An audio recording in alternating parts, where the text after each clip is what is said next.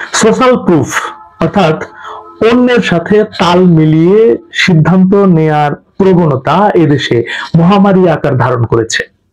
Facebook সেলিব্রিটিরা অনেকাংশেই মানুষের চিন্তা নিয়ন্ত্রণ করছে। এই সেলিব্রিটিদের অধিকাংশই লঘু চিন্তার অসৎ মানুষ।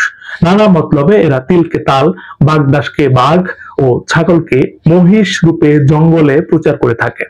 এক লতাগুল্ম আরেক লতাগুল্মকে দেয় মহি রুহের সনদ। জঙ্গলবাসীও অন্ধভাবে তাদের কথা বিশ্বাস করছে। অমুকে বলেছে তমুক একটি মস্ত ভাল্লুক, তাই এমন কথা আমাকেও রটাতে হবে। এই প্রবণতা শিল্প সাহিত্যের জন্য ক্ষতিকর। সবকিছু জনপ্রিয় গর্ধবদের হাতে ছেড়ে দেওয়া ঠিক নয়, কারণ এতে পায়খানার দুধ রূপে প্রতিষ্ঠা পাওয়ার ঝুঁকি তৈরি হয়। মানুষকে সোশ্যাল ট্রেন্ডের বিষয়ে সাবধান হতে হবে। যে কোনো শিল্পী, দার্শনিক, সাহিত্যিক তাদের বিষয় জেনে ও বুঝে পড়ে মতামত দিতে হবে। তবে মতামত দেওয়ার আগে নিজেকে প্রশ্ন করা দরকার, আমি এই ধরনের মতামত দেওয়ার যোগ্য তো?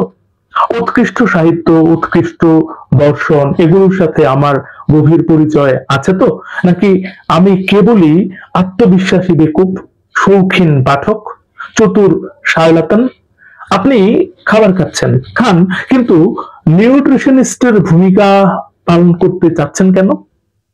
শিল্পকলার মান নির্ধারণে গণমানুষের মতামত একেবারেই নির্ভরযোগ্য নয়, কারণ গণমানুষ মতামত দেয় ভালো লাগা ও খারাপ লাগার ভিত্তিতে। রসমালাই বেশ সুস্বাদু খাবার, তাই বলে কি এটা শ্রেষ্ঠ খাবার? নিশ্চয় নয়। গণমানুষ খুব দ্রুত উপসংহারে পৌঁছে, কারণ এই কাজে তার কোনো চিন্তা ভাবনা ও বিচার বিশ্লেষণের প্রয়োজন পড়ে না। সে হুট করে একটি ছবি দেখে সেটিকে পৃথিবীর শ্রেষ্ঠ চিত্রকর্ম বলে ঘোষণা দিতে পারে। হঠাৎ কোনো আবেগঘন উপন্যাস, কিচ্ছা সমৃদ্ধ গল্প, টুইস্টপূর্ণ থ্রিলার বা উদাস ছড়াপদ্য পড়ে চেঁচিয়ে উঠতে পারে, ইহাই মহাবিশ্বের শ্রেষ্ঠ সাহিত্য। ফেসবুকে এটি অহরহ ঘটছে। যে উপন্যাস কি বোঝে না সে বিচার করতে বসছে উপন্যাসের, যে কবিতা কি বোঝে না সে সার্টিফিকেট দিচ্ছে কবিতার। মাইকে ঘোষিত হচ্ছে অমুক এই যুগের শ্রেষ্ঠ ঔপন্যাসিক, প্রমুখ বিশ্ব ব্রহ্মাণ্ডের শ্রেষ্ঠ কবি। স্বাদ অর্থাৎ সেন্সেশন বা ইন্দ্রিয় গ্রাহ্যতাই হয়ে উঠেছে এখানে শিল্পকলার মাপকাঠি। আমি বলছি না যে মানুষ তার ভালো লাগা, মন্দ লাগা, খারাপ লাগা প্রকাশ করতে পারবে না, সেটি সে করুক, কিন্তু শুধু ভালো লাগা ও খারাপ লাগার ভিত্তিতে শিল্প সাহিত্যের মূল্যায়ন করতে গেলেই বিপদ। আজকের বকবকানি শেষ করব একটি কথা মনে করিয়ে দিই, এই পৃথিবী তাকেই সম্মান দেয় যে ইউনিক কিছু করতে পারে।